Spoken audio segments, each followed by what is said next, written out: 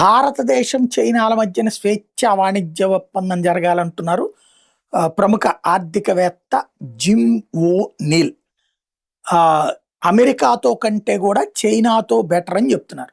వాస్తవానికి చైనా ఇప్పటికే భారత్కి అత్యధిక దిగుమతులు ఇప్పటికీ కూడా చైనా నుంచినే వస్తున్నాయి.